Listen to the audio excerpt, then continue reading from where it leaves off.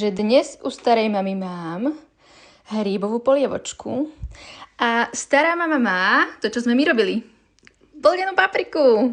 Som to nejak tak pochopila. Nevadí. Stará mama si myslela, že dneska robíme aj dukatové buchtičky, ale dneska sme robili iba plnenú papriku. Ale aj tak to dlho trvalo, no. A kto by to zjedol? Všetko. No.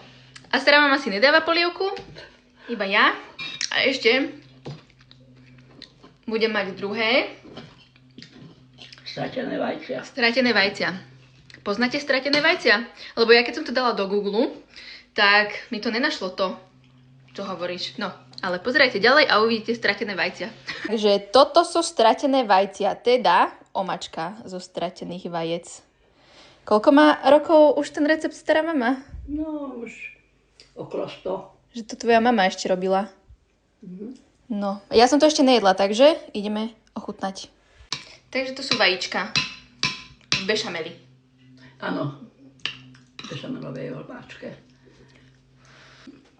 Dobre. Ja sa to aj skvedlo, ale...